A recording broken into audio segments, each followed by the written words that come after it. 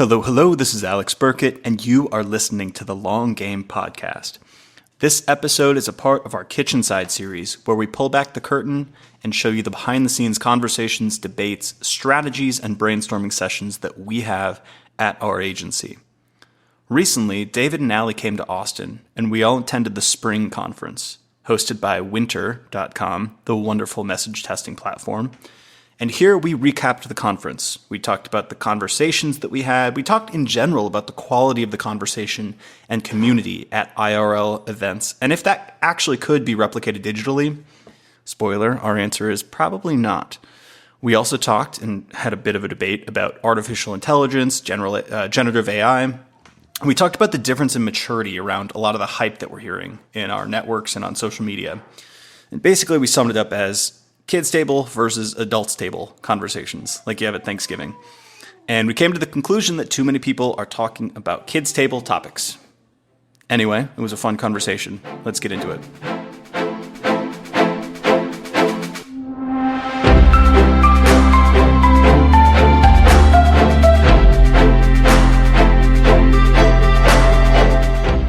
What's up? A minute since we've done one of these. What's going on? We're all recovering from malaise. Yes. What a word. It's a great word. Postpartum depression, because I feel like every time we work together in person, it's like I get this. Is postpartum the right word? Yeah, well, it's when post-party depression is probably a better pun. I wouldn't try to monopolize postpartum depression, you man. I get a little bummed out that we work together and then we leave. Do you guys get that? Because I was telling David the first night you were in, we did the My First Million event, and we just had like a late night convo, and like it was like all across the board, and we were talking about all this cool stuff. And I woke up the next day, and I wrote for my newsletter, and I'm like, man, I have so many ideas now. I'm just like, I have inspiration. And your newsletter was good. Thank you. So we'll do kitchen side stuff, yeah? Yeah. Let's do it. Let's do a conference recap because you guys were in town. What's what? What's on the menu? Yeah. I figured we could do a conference recap of winter because y'all were in town for winter or Spryng, Spryng with a Y, hosted by Winter. It's gonna get confusing. Next one's in summer. It's going to be called fall. Summer with the Y. Yeah, I thought it was a lot of fun. So I've been going to conferences for years. I feel like when I was at CXL, we used to throw CXL Live, which was a 3-day event filled with experimentation practitioners and nerds. And it became a sort of class reunion. You know, everybody would come back, and there'd always be a couple new faces, but it was like my extended family network within that space. And I found, a lot of those people have either become clients or have referred us to people. Like, it's like they're lasting relationships that have been very sticky and strong and cool. Yeah.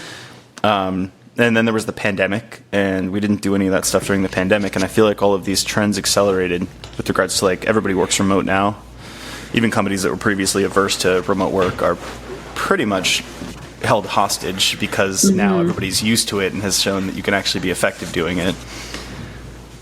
But because of that, I feel like because that's so common, like the scarcity now is in real life events, and that makes them that much more impactful and valuable.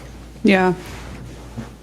I think it's important, like, I agree with the real life events thing, but I think it's really important which event you choose to go to. Like, we went to Inbound in September, and that's like 20,000 attendees. And I think it's good for some people, but at that size, it's just so hard to actually meet or connect with people because, I don't know, everyone's just going to the hundreds of different workshops that are available, and I don't like going to those talks. But the really cool thing about Spryng was, I think Pep said he capped it at 150 attendees. Yeah. And so you just keep running, and it was a really, not really small, but pretty small venue. So you just keep running into the same people. You say, what's up? You end up talking. Like, it's an all day thing. So you just start talking to the same person and actually building relationships. And I really enjoyed that. And then setting up the format of discussions to get people to actually speak to each other in smaller groups. I love that. And I think we need more of that. rather than whatever people are doing at big conferences or online. Do you want to explain the format, just for anybody listening? Because I think the format itself is very interesting compared to most conferences. Yeah, I thought the format was cool and the way it was communicated was cool. So the badges, like your name tags had like 4 numbers on it, and each number represented a table that you're supposed to sit at any given time. And each table had a topic for discussion. And you can decide, hey, I don't like this topic, I'm going to go to a different table. They had a spreadsheet of all the topics, so you can just pick and choose. And those were once you get to this, sort of because everybody filled out a survey and was like, oh, hey, what are you an expert in? What are you interested in? And they like actually mapped all that out based on the attendee feedback before the conference. Yeah, I think Pep said he manually matched everyone. So there's even more love added to the matchmaking process. He was speaking to a random person sitting at one of my discussion tables. He's like, oh yeah, Madeline, right? You're a marketing designer at this company. She's like, whoa, we've never met before. How do you know that? He's like, I know everyone here. I know where you live. I was like, that's kind of creepy because you probably do because you saw our registration info. But once you get to these discussion tables, you have a moderator who typically has some sort of experience in the topic that you're supposed to be talking about. And the moderators that I had they did a great job keeping the conversation going, involving people so that each person had a moment to speak or chime in. So it was really well done in getting people to engage with each other. Yeah. I'll give a little history on that. So like I had been at CXL in 2015 through 2017, and I can't remember the first CXL live event, but it was maybe 2013, 2014, so just before my time. Even in those days, Pep, and he does this, he's very good at this. He's good at like looking at the landscape and being competitive and figuring out what the zig is when everybody else is zagging. And at the time, it was like conference centers in Las Vegas, cold coffee, no networking, talk after talk after talk, and then everybody would go out and do their own thing because they're in this major city. And CXL Live started as this event where everybody would go to the same resort, and it was outside of town. It was about 30 or 40 minutes out, so everybody took a bus out, and you'd get breakfast tacos when you would arrive, and all of the parties were at the resort, so like the speakers would hang out, so you'd get to hang out with the speakers, and they weren't like these celebrities who you'd never get to talk to. And that format was very unique at the time. And Pep also we'd gone to many conferences, and I remember at one point, 2 points on how this format came to be, I think. One, I like to credit myself a little bit more than Pep probably would. But we used to, at CXL Live, it was like myself, Justin Rondo, Sujin Patel, a couple of the OGs here in Austin. We would skip all the talks. And we would just go out to the bar or sit outside because it's at a resort, it's this beautiful place. And we would have drinks and we would talk. We would talk about real shit. Like we would just like have discussions, and because we're like we've seen the speakers do their talk before. Like they've probably written a book or something. They've done talks, but we can find the talks. So we called that CXL Underground. And we would eventually try to accumulate more and more people. And by the end of the day, there'd be like 20, 25 people just sitting outside shooting the shit. And no that format kind of became what the tables were. And that was the other thing is Pep noticed that. This is sort of like real life user experience design, right? Like you sort of look, there's that meme where it's like UI versus UX. And the UI is like this sidewalk that's like ornately laid out. And then the UX is this like path that was clearly beaten in from people just walking on it even though they weren't supposed to. So Pep saw that. And then also we went to a different event. We went to Bounce Exchange's event back when they were called Bounce Exchange, now Wonderkind. And I remember Pep was like, your job is not to go to the talks. Your job is to meet the people here. Like that is the real value of these conferences. And I feel like he took those things and set up an event that was fully orchestrated to just facilitate conversation, to facilitate like real relationships. And that's cool. I think it shows that you can play with the format. I think that's what inspires me. Yeah. It's like just because it's a webinar doesn't mean it needs to be like, long intro and talking points and slides and then like a pitch at the end. It's like you can play with the format and make it work better. Allie, that was your first time going to one of those, right? Like, what was your experience like? Yeah, I'm not really a conference person. I've never loved Inbound just because it was so big and it felt so big. It just was impossible to like meet people and actually have those kind of conversations, except for after hours when things got a little bit more intimate. And I think that that's how this event was designed from the start. I will say the talks were probably my least favorite. They were still way more fruitful than a normal conference talk, and they were short, like 20 minutes, which is nice. But, I could have just done with the conversation all day.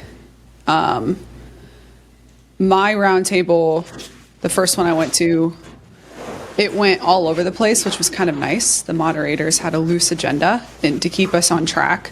But she let it kind of flow, and it was really cool because it kind of felt like we were all just sharing a cup of coffee, talking about what we do at work. And I also, like y'all said, the way it was designed was just to make friends. So it didn't even feel like very worky.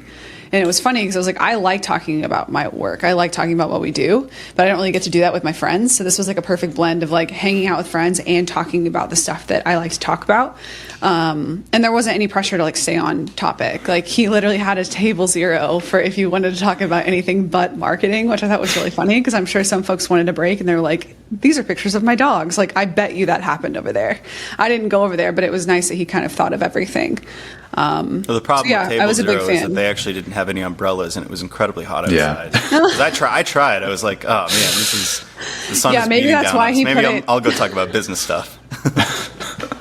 The funny thing is, though, like half the time I was with folks, I didn't talk about business. I talked about where I lived and my family, and like that was really nice. It was just a good blend of socialization that still felt like productive. I think it's hard to strike that balance in like a work event setting. To your point, Yeah, Pep actually tweeted today, and he got feedback from the conference, and he also told me this like at the event. He's like, it would be ideal if we could just have no speakers and just do the conversation format. Now the problem is you have to convince people who are convincing their boss to pay for the conference to come to the event. So you do sort of need some pull, and like if you're in house, it's like, hey, I'm gonna go to this all day party where we're just gonna like hang out and drink beer and talk about stuff. It doesn't really sell as well as like having keynotes. I could tell that Pep kept the speaker lineup very tight. Like it was very curated to like only, the best of the best, or the ones that were the most consequential to most of the folks there. And like I said, they were short. So I think he obviously was working with the assumption of like folks obviously don't want to sit here, but like if they have to, I'm going to make it as good and as beneficial as possible. And you need well-known folks to pull in registrants too, like extra promotion. Like it makes sense, but I still loved the conversation more than the talks. Let me ask y'all a question, if you think this is possible. One hypothesis, or it wasn't a hypothesis, this was more of a vision that we had for the podcast early on, was the lobby bar conversations. So it was like, all right, like, you have a drink, or like it's like you're no one's listening. Like, what do you actually think about ABM? Like, what like beyond what you would just say on a LinkedIn post? Like, give me the truth. Yeah. Like that was kind of the vision for like how we wanted to do content. But I wonder. So we had a late night convo with a mutual friend, and I feel like you get towards these honest points about like what you actually think about working in house at this company, or how you actually evaluate agencies, or like we heard things that nobody would tell us on a call or even on a forum. So I wonder, do you all think that is even something you could replicate in any format? Like whether it's a blog post, on social, in forums, in Slack, is there anywhere you can get that level of like true authentic communication outside of just being in person and doing that? I would think anonymously. Hard no. Anonymously. Yeah, anonymously. Forums. Yeah. But I just don't think folks want their name attached to something that could backfire, especially in today's woke culture. It's just like way more organic when you're just talking and you're a little bit drunk and you're like, I actually fucking hate da da da da. That just doesn't. Also, happen everyone's online. like performing. Everyone's performing online. Like, social media is not very social. Yeah, Slack's very, very performative too. So Even there I needs do to it. be. Like if there's somebody answer or asking a question, like I format it like I'm doing thought leadership. Because at the end of the day, I am trying to do thought leadership. I'm not in Slack because I enjoy it.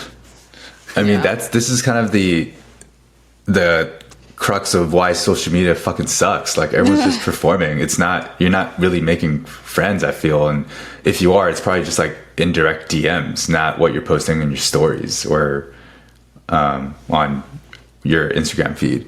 But that's interesting, Allie. Like if it's anonymous, like Reddit, yeah, you can have some very candid conversations and like have that water cooler. And there's freaking amazing people on Reddit sharing really interesting experiences. But I mean, I would personally prefer in person where you're just sharing a beer or a cocktail and talking about real life stuff. I mean, I think Pep took Spryng deeper than other conferences. Like, I don't even think he should have called it a conference. Maybe he did just because he had to, or that's just what people wanted it to be called. But to me, it didn't feel like a conference. It felt like, I actually don't know what it would call, event. Unconference is a thing where, I don't know if you're familiar with Measure Camp or... Okay, so like that's the common terminology. I didn't make that up. But yeah, Measure Camp and Product Camp are two events that I know of where it's loosely organized by, I think, an organization or even like a nonprofit type thing. And everybody, you can sign up to give a talk. Like David could go and give a talk on like product-led growth. And then Allie, you could go and be like, oh, I really want to learn about product-led growth. And he'd do like this ad hoc thing, and like it would be more of a discussion afterwards. So it kind of fits more of that format where it was much more like ground up, more populist. Do you think I could go anywhere and learn about buyer-led growth? Alex, we're not. Anyway, we can talk. I can give a talk on manifestation-led growth. Manifestation-led marketing. Let's keep that under wraps. This is probably our biggest idea of all time. We'll cut that. Don't want to give away our secrets. But okay, so everybody talks about building communities, but like if everybody's just acting and like playing these roles on a stage, like how authentic is the community that you're building?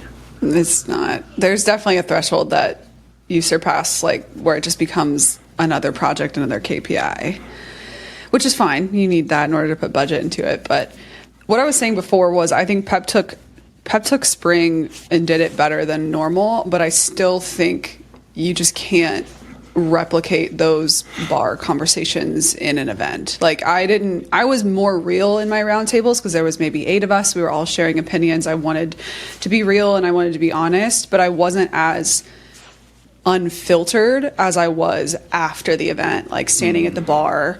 Someone came up to me, we talked for a bit, and he was like, yeah, this is your bread and butter. Like, what do you really think about AI? And I said exactly what I thought. No, it wasn't any different than what I would have shared. It was just not as like polished or filtered. Maybe it was the alcohol, but it felt a lot more real to me than even the roundtables. Mm-hmm. Yeah, I think Pep got as close as he could, and still be able to get people to buy tickets and go. Well, and then he had the after hours. Like that's the perfect combination. I think you have to have the after hours. That's I think you had a lot to talk about. Yeah. Yeah, like it's not about the talks either. It's about just the environment of like, it's like you loosen the tie, you relax your shoulders, and you're like, okay. No one was wearing a tie. Well, it's kind of nice that is special. Like that time is sacred, and so I don't think anyone would want to duplicate it in a false way. But it's funny because you understand this because you've experienced Spryng, and I'm sure like even at Inbound, like you've seen that with regards to like the event versus like the after hours and like the off event stuff. But it's funny that a lot of people think the exact opposite. I remember when I brought, or I didn't bring, but like I felt like I was hosting because I was a CXL employee. But a bunch of HubSpot employees came to CXL Live one year, and one of them was very cool and was like, I want to do this the right way. And I was like, okay, so like, here's how you do it. Like you don't need to take notes. They'll take notes for you. You can go to talks if you find them especially interesting, but don't feel obligated to go to the talks. The parties and the after-hour stuff is where it happens. But the rest of the people would skip those, sit in every talk, take notes, even though there was like a note taker who was doing that for everybody. Yeah. And I was like, you just missed the whole point. Like you missed all of the value of the conference. No wonder you're so tired and you don't want to hang out afterwards. Yeah. But I think a lot of people think that's how you do a conference. No. There's just no critical Well, I learned first. I think I got to learn from going to so many conferences that all of this content can just be found on the internet. Like the talk that all the speakers gave is what they're posting on like LinkedIn and talking on every podcast they're on. It's free. You don't need to pay $500, $1,000 to get that content. And then like I used to go to a lot of conferences in San Francisco, and Alex, you and I were at Growth Marketing Conference years ago. We just hung out with Pep at a bar, and Omniscient formed from that one conversation. Like those are the types of conversations you have like at a conference with real people when you don't go to these talks. Like when you're at a talk, you're not talking to people, you're just staring at the person on stage. And I think that's a good contrast to what our experience was at my first Million meetup, Alex, where they kind of just had a really dark event space with chairs. You go and you get your drink and you go sit down and you just wait for the event to start and you watch the guys on stage, which was cool. There are a couple, they're not listening to this, so I feel like I can say whatever I want. Like, it wasn't that enjoyable. Like, they had a lot of audience participation. The audience wasn't talking to each other. Maybe they did it at the meet and greet, but like, we don't go to meet and greets because we're not lame. Well, they treat it like a celebrity event, like, but I don't think they're. Yeah. I mean, they are like celebrities to some event. people, but like to us, they're not like celebrities, so it didn't really mesh. Why would they Yeah. not invest in their community? Why do they make it all about them? I think they're trying. I think they're trying. figuring out the You format can tell still. they're playing Yeah. with the format, and I don't think it's. I think it's very difficult to make a good event. I think it's very difficult to make an event fun.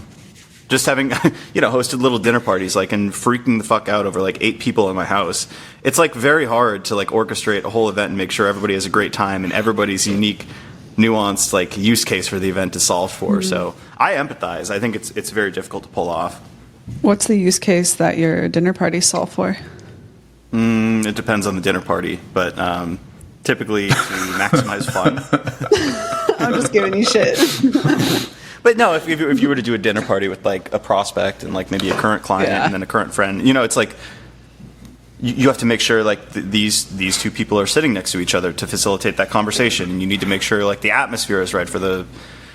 There's a lot of details that go into this stuff, and I'm sure the My First Million people, like, their podcast has grown very quickly, and how do you facilitate community? Like how do you Yeah. structure an event like that? It's Yeah. not an obvious What's- answer. What's interesting is it seems like, and we kind of hear this from some clients too, is a lot of companies are trying to go back to doing more event marketing, and not like as sponsors, but actually hosting their own events. And like, I've attended a few. Some of them they're mostly okay, and there aren't enough drinks, and it's not long. It's like an hour or 2, so it's not even enough time to actually like stand around and talk to people. But I think this conversation can easily lead people to overthink what their event format should be and just not do things. And I guess you can kind of approach this as like, just host a shitty event and learn from it and iterate. Or you can take the chef's table approach and be like really thoughtful about every single detail, but also take a really long time to like plan everything out. I would err towards just host something and learn from it. But I'm very curious what the next evolution of events will look like with hybrid and all of that. And You know folks who has figuring the that worst out. Or if it's going to be more of the same. Who has the San worst Francisco events? as a city. San Francisco has the worst conferences. Hotel ballrooms. I don't know what it is. It's like the people there all feel so transactional. That was just that It's one. like there's such a man. I hate those events. Like, I feel like New York City versus San Francisco. New York City knows how to throw a fucking event, and like Austin's kind of off. Like Austin's like an up and coming city, so I don't know if I want to like compare them. But everything I've been to in growth marketing conference is cool. But like every other event that I've been to there just feels like this one day. It's really truncated. You're just sitting there watching talks all day, and there's like a 30-minute happy hour at the end, and then I don't meet anybody, and the people I do meet are all like, what do you do? What are you trying to get out of this event? I'm like calm down. I don't know. I have no idea what I'm doing. Do I look like I have a plan?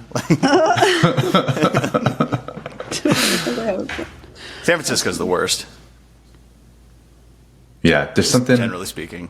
I mean, I have friends from San Francisco, and I like the people there, whoever I know. But I think the culture's changed a lot. It's kind of like, Yeah. in a weird way, San Francisco is kind of the old guard now Yeah. in terms of industry. And like, people are going to Miami and Austin for these cool events now. Yeah. What do you want to do? Do you have any takeaways from the event that you learned? Like topic wise, what y'all discussed with people? I can go with mine. Mine's like basically like in the context of content marketing. David, we've talked about this, but not on a podcast before. But we've talked about this idea that, like, content marketers are always like, oh, like, why don't we get more budget? Why don't we get more respect and this and that? And it's like, then they'll talk about what we're calling kids table shit. Kids tape. Yep. Yeah, they're sitting at the kids' table because it's like there's hierarchical layers of what matters in terms of business problems, and we're seeing this now as business leaders instead of like specific role functions. So like at the highest level, there's fundamental, like, what is our business model? What are our profit margins? What is our valuation? Like, should we do mergers, acquisitions? Like, how do we want to like grow our company? What is our trajectory? And then you go lower within the marketing organization, and it's like, how do we grow this? Like, what are our growth targets, and like, what is the path and the strategy to get there? But then you go down like 10 layers, and it's people arguing about content quality versus content quantity, and like Oxford commas versus like passive voice, and all of these things. And it's like, these are kids' table discussions. So my takeaway, because this event was a mixed crowd. This event had content marketers, it had founders, it had product marketers, it had a lot of different people. And I was blown away at the fact that nobody was talking about kids' table shit. People were talking about big stuff. Like, I talked to a friend, and I won't name the company, but he's a longtime friend. He's a very big name in content marketing, and he's like, yeah, I actually fired all the marketing team. I'm not doing content anymore. He's got like 5 sites that have hundreds of thousands of visits a month, and he's like, yeah, I hired a subject matter expert in the area. That I'm really trying to like anonymize this, but he hired a person who does the thing that they sell to. Mm-hmm. And he's like, I hired somebody to help them facilitate the messaging on LinkedIn, which is where our audience hangs out.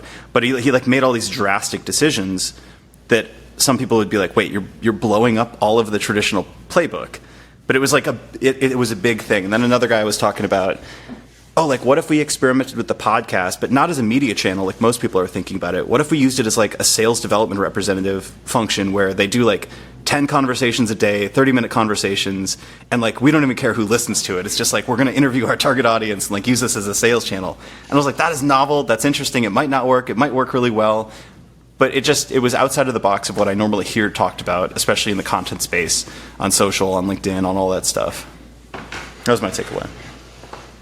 Yeah, I think that one was really interesting. The whole kids table thing is not to say like grammar's bad, but when you're talking about business, that's not the most important thing that's going to have a business impact. Like, sure, you want to produce good content that doesn't mess up your brand, but I think there are larger strategic questions that same thing in my discussion tables. Like, that's what people were talking about. Whereas if you go to LinkedIn, you see people posting about very different things that kind of miss the forest for the trees.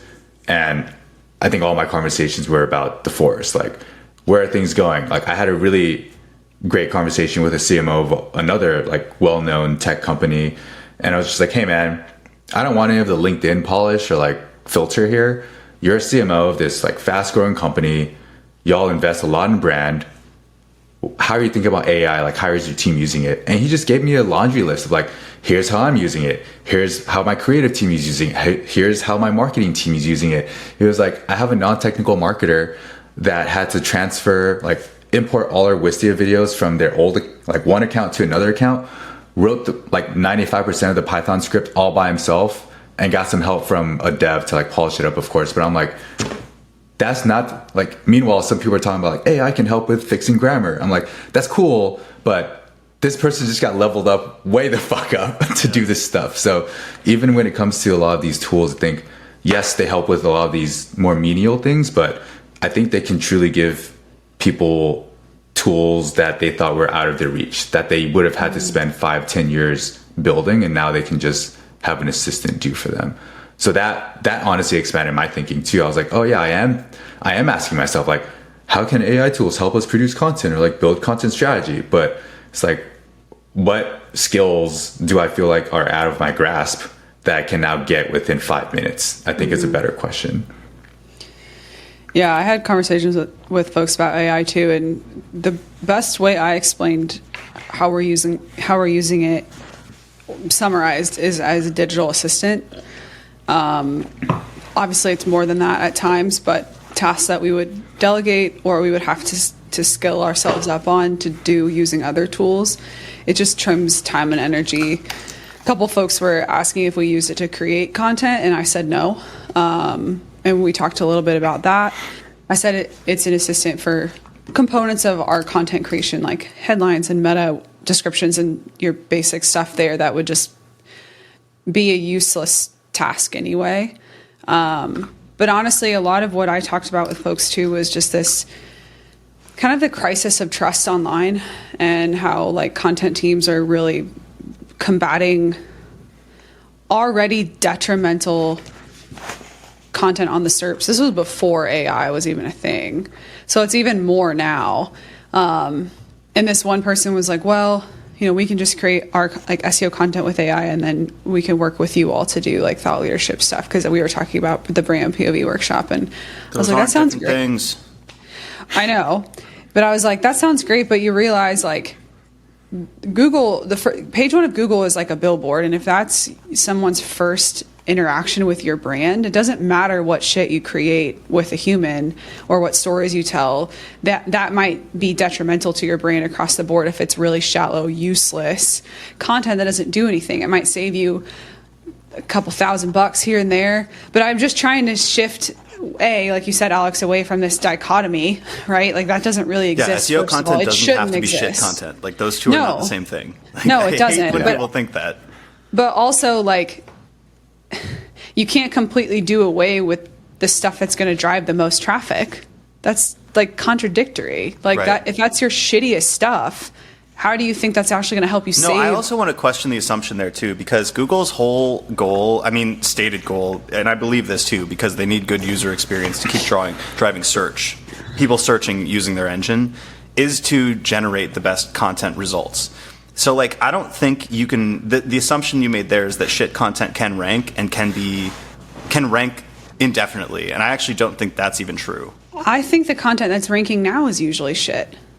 But that's because your definition of quality is not the same as what somebody's actually looking for. Because what Google's trying to do is match the intent of the search to what content results they deliver. And actually, what I found out is my tastes are much higher than the tastes of a lot of people who are searching for that. It actually is the content that people are looking for. But you can match intent and you can still intelligently market your business. Who is that? I don't know. You meet intent, you can write a great piece that's got great grammar and it reads well and it's pretty and the H2s are title case and blah, blah, blah. But like, it doesn't do anything for your business or your brand. It literally just answers a question. And yes, that is what Google is calling for. You're literally meeting intent. Like you're doing what it's meant to do, but that's the bare minimum. And so it's just, I think that a lot, especially for like, you know, short tail, like really top of funnel keywords that are supposed to be guides, that are supposed to be all that stuff. It does match the intent of what people are looking for, but I think it's just getting shallower and shallower. And I don't think AI is like supplementing any of that. That's and yes, my quality tastes are incredibly high. Don't you feel like content over the past 5 years has gotten much better and better? I think it's got longer. I don't think it's got better. That might be a good point. Yeah, longer versus better. So there's some facsimile. We were talking about based on like page depth or something. You and I had a conversation about quality versus substance. Mm-hmm. Like AI can create quality content if you're thinking about it from like a polished, you know, the semicolons and the commas are in the right place, but like substantial content that actually not only answers a query, but adds something new to the conversation, intelligently markets your product, brings folks into the funnel, builds trust and authority. Like, it's not, that's substance to me. And I don't think AI can create substance. Nor is most of what's ranking. I don't know. I actually don't know about that because personally I use AI just in my own writing, and I use it to make my points better. Like what I use it for oftentimes is I think I'm decent at coming up with analogies and metaphors actually. Like I actually think I'm pretty good at that. But in writing sometimes, I want to explain things in a way that is more simplified than my knowledge. Like if I'm talking about something like decision theory or experimentation or something quite esoteric, like I'll prompt ChatGPT and be like, hey, my audience understands a lot about tennis, and I'm trying to explain the concepts of experimentation. Can you explain the concept of experimentation using terminology from tennis? And it will give like, yeah, it's like I actually use it quite a bit brilliant. For really cool stuff like that. To be fair, I think it's really good at that. I'm talking about using AI to whip up a blog post, running it through Grammarly for the red lines, and publishing it. I'm not talking about using AI to supplement your work and putting in really intelligently created prompts to then construct a substantial piece. I think that's great. I think more people should learn how to do that. I'm talking about the folks, this guy that was like, yeah, we're just like spitting out pieces and just getting them up. You know, we should ignore those people. Those people are, they're not like, I feel like they shouldn't that's even be. More in the world of SEO versus thought leadership or whatever that dichotomy is. That's where the SEO content is going. That's like a lot of people think that. Haven't we beaten this to death, though? This idea of like if things are like if you can press a button, so can all your competitors. You have to do. I'm just talking about the conversations. Like, I just feel like we've talked about this. We have. That was my takeaway. Is it's on more people's minds than I realized. Even the people talking about adult table stuff. Mm-hmm. I think it's inevitable that's going to happen. Like one of the people at the conference told me about this tool called supercreator.ai, where you it's an app on your phone or like a website or whatever. Open it up. And you use it to create short form video for like TikTok or Instagram Reels. Put in a topic that you want to talk about on a video. When you put in a topic, it spits out like a script and scenes for your video. So it's like scene 1, here's the transcript, press record when you're ready and just read this. And it'll like edit in the background and stuff for you. Great. Scene 2, here's the script for this scene, like read this out. And it'll like do all the editing. But you can literally just put any topic and it'll just give you a script and you just need to read it and not even know what you're talking about. Damn. And I feel like this adds to what you're talking about, Allie, of like people who don't know what they're talking about using AI to create this content, but now doing it through video, not just written, which feels a bit more credible. Like when someone sees some TikTok, they're like, oh yeah, I saw this on TikTok. Let me share with my friends. I think that's wild. I'm curious about it. I might try it out, but it's cool seeing. It's cool seeing it. And also, like, internet's just going to become a dump of info, and I think we're going to ignore a lot of it. This is society's latest wave of natural selection. Like this is like. I'm serious. For businesses, like if people like tell me that's not going to crash and burn in 6 to 12 months, like how effective would that actually be? As a starting point, absolutely. Take the script, clean it up, make it yours, then click record. You've saved probably 10 hours. But like for the folks that are just spitting out like just that's so empty to me. Yeah, right? And there's a very short window where it's effective. So the thing is, and I wrote about this in our newsletter this week about the hard to fake concept. The thing is, evolutionarily speaking, if you can fake a behavior that is evolutionarily selected for, you have a very short time where that's actually a very, very good strategy. It's essentially free lunch because you don't actually have to have the traits, but you get all the benefits from doing so. So whenever like growth hackers or SEOs or whoever finds like a gray hat technique that works, what they essentially have to do, and this is the whole world of affiliate marketers, they have to go as fast as they humanly can and exploit that before somebody patches up that loophole. And then once they patch up that loophole, often there's this completely negative downfall where they lose all the results and there's no equity built up. But in the very short term, if you could do this before everybody else does it, create a bunch of courses, create a bunch of videos and funnels and stuff like that, I actually, and this may be cynical, I think people can win. I just don't think it's a winning strategy for the long term. Well, it definitely depends on like where you are in the order. Like if you're a late mover, you probably would fail faster because folks can see through that. Whereas if you're like an early mover or the first wave of people to develop courses on freelancing are doing very well. But the freelancers that took those courses and are now creating their own fucking courses are not doing very well. So yes, I think that it's like a time-sensitive thing. It just irks me. Like that low-quality, like shallow bull. It just bugs me because I think it's just. Tell us how you really feel. It's like the internet is just an MLM. I'm pretty sure B2B SaaS is just. I don't know. I think it's. There's some nuance because one of my cynical takes too is that like a lot of content writers were essentially doing what you're saying these AI tools are doing. But I don't know. I think we should just get away from the concept that these tools are like what they used to be last year, how they used to position themselves as like click a button, write a blog post, publish the blog post. I don't think most people who are mature about this are talking like that anymore. There probably still are a few people who thinks that that's a dream. But that was another learning that I had, actually, about AI, because I was at the AI for Marketing table. My broad learning was actually that nobody knows where this is going in the future. It's actually very uncertain. And, some people had dystopian predictions and some people had banal predictions. But a lot of the people who were the most confident in their predictions were the ones who had used the tools the least, and the ones who were the most couched in hesitation were the ones who were using them. So how you both talked about using them in the workflows that we have, it's like we use them for this, we use them for that. David, I really like your point on thinking bigger with how we can use them. But if you have never used them, you might think that you could publish 1,000 articles in a month just pressing a button. But anybody who's tried them knows that's not true. Yeah. So I think we need to start speaking past that use case, because that audience is quite frankly too immature to listen to this podcast. And they should go sit at the kids' table. Wait, I think related to AI talk, let's talk about programmatic SEO. Or, as you have in our notes, problematic SEO. Gaetano. Did you change your perspective on that? Well, no. So I don't have a perspective on programmatic. I've been at companies that have done it really well, and I've been at companies who have done it horribly, and it actually tanked their website.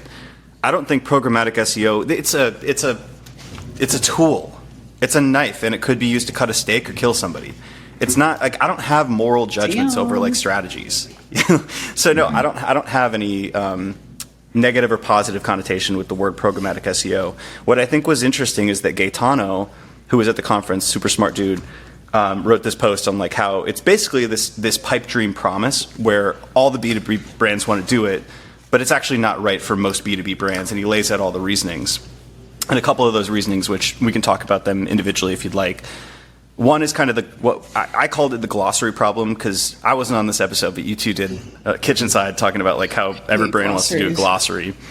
And it's like, okay, you can scale out all these pages, but Gaetano's point was basically you'll be scaling cheap top-of-funnel traffic with minimal buying intent, so you play stupid games and win stupid prizes. Like, it's no business value when you just wasted a bunch of resources and time. More importantly, or I don't know about more importantly, but more in my context, in my background, is what I could call the personalization paradox. So coming from the CRO and experimentation world, from the earliest days that I was working in that space, the promise of personalization was the alluring thing for all brands. Because all the vendors would say, like, you could, A/B test are old school. The modern way to do this is to do one-to-one personalization and automate it using our software, and you're going to get the right message at the right time to the right person. Of course, it was mostly bullshit, right? No tool could actually do that because of the underlying data problems with connecting those people with the right message. But then the other problem, actually, and this is something not a lot of people think about, is the management problem. So it's like, yeah, you have 100,000 different experiences going to 100,000 different people. How do you actually do customer support for those, not knowing which one was getting that experience or that email? How do you know when an experience is actually diluting in value or regressing to the mean that you need to update that experience with something new or novel?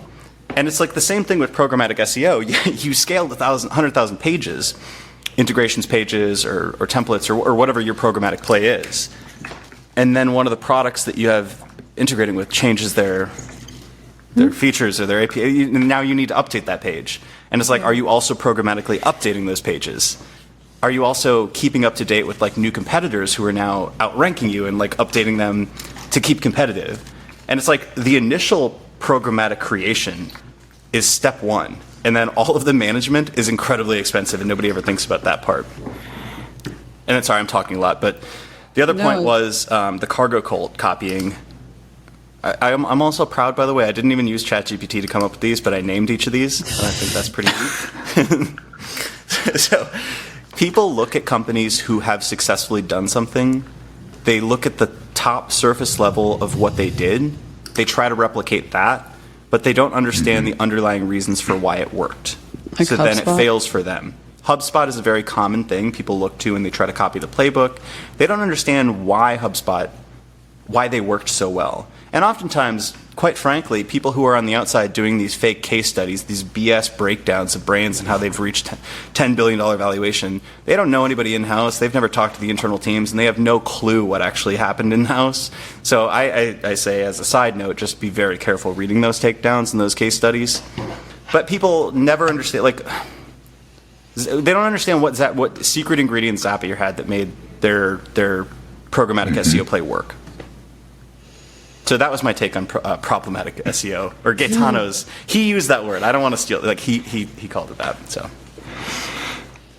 yeah, I think right now we have a couple anecdotal companies and websites or people we know that have run this playbook of programmatically produce a bunch of AI generated content. I have a couple websites of well-known B2B software companies who are running this playbook that I check their Ahref rankings like every couple of weeks to see if anything's changed. And I know for a fact it's all AI produced. They're not getting any rankings, and they have like hundreds of pages. And I'm just like, is this going to work? Like, how long are they going to wait before they decide to shut this down or be like, we made a mistake? Or like, how long will it take to see if this actually detrimentally impacts the rest of the website? Because they're just churning out hundreds of new articles a day. That's like low quality. I'm not sure. I'd be concerned. I would caution anyone thinking about doing this to, like, if you do it, make sure the prompts are really fucking good so it's just not like easily detected. we always say, like, before introducing AI or automation, to make sure that it works without those things, because then you make sure that the kitchen metaphor, the recipe is right before you scale it out and buy a bunch of fancy equipment in the kitchen to make it go faster. Yeah. You want to make sure the recipe tastes good first. So 2 points on this. One, I cannot give the brand name, but I was involved in a company who did a very bad programmatic template play or integrations play, and brought in an SEO who was like, hey, these pages are actually really thin, duplicate content, and it's actually fucking up the rest of the website. So he went through and deleted like hundreds or thousands of pages, and it actually improved the rest of the website rankings. So this was like actively harming the website. So that's a real concern that nobody thinks about, is like, what's not just the cost of creating this, but the cost to the rest of the shit we're doing. And then, Allie, actually, I will concede the point. This is the one area where I do think that a lot of people are allured by the promise of that button push with AI. And I think that programmatic SEO, I know programmatic SEO was this alluring thing before, but I think that AI has drastically increased the amount of CMOs who are like, we got to do programmatic SEO with AI. The funny thing is, most programmatic programs are landing pages, which are supposed to be relatively high intent, and they're shit.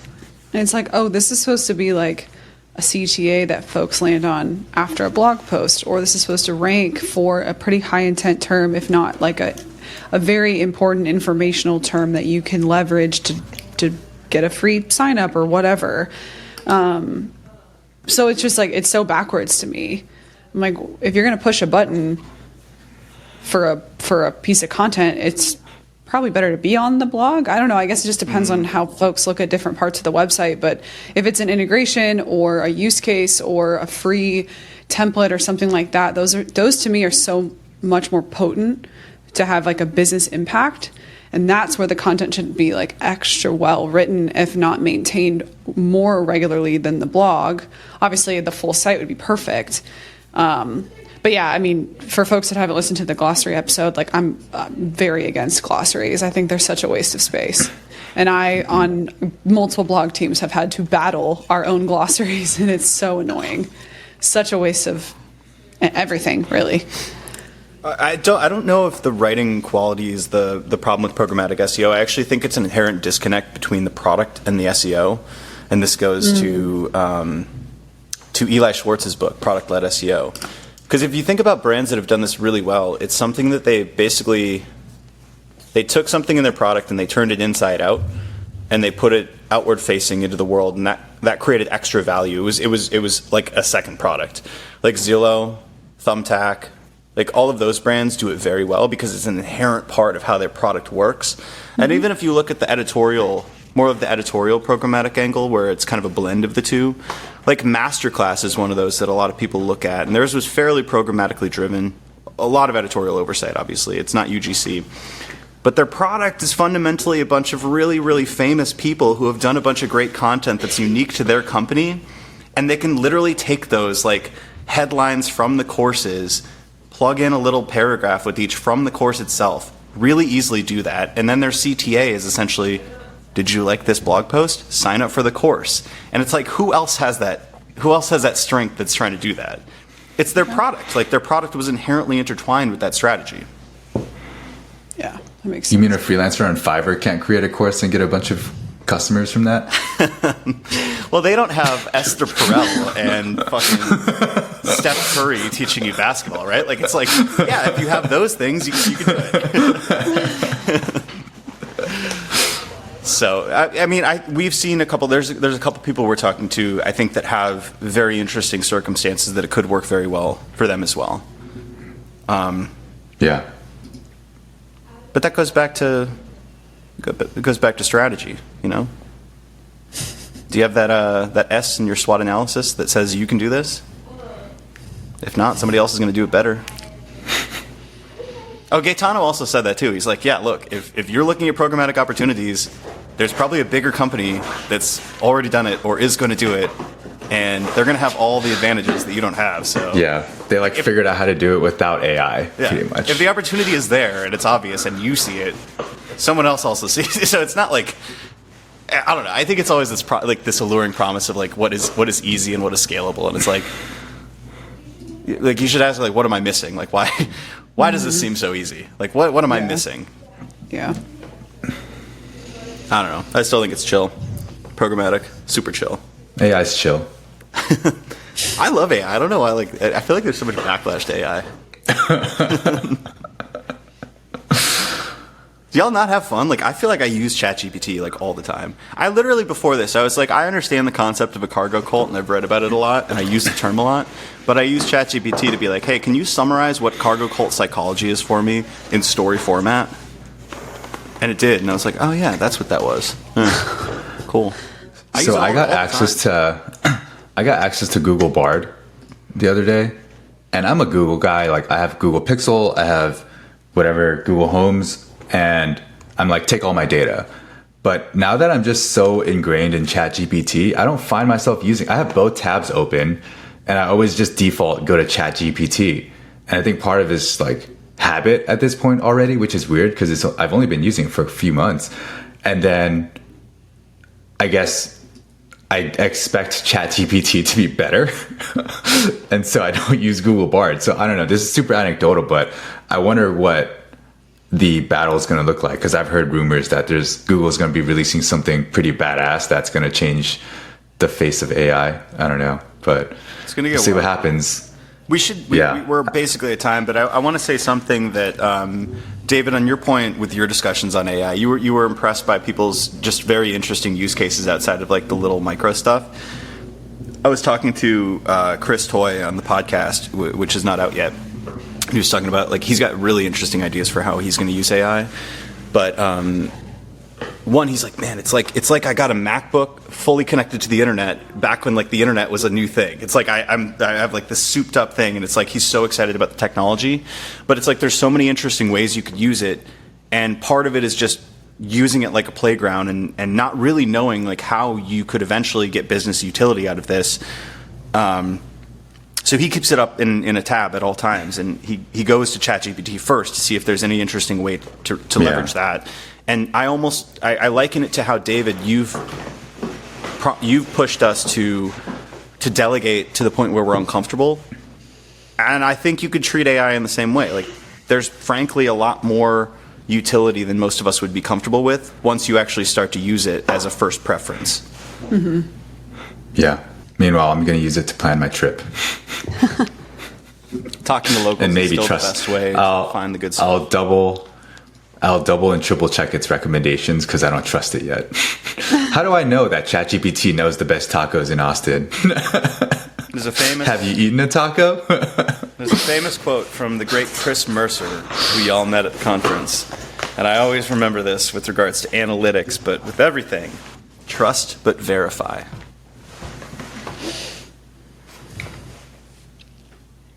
Is that where we're ending it with? Yeah, we're ending it there. Yeah.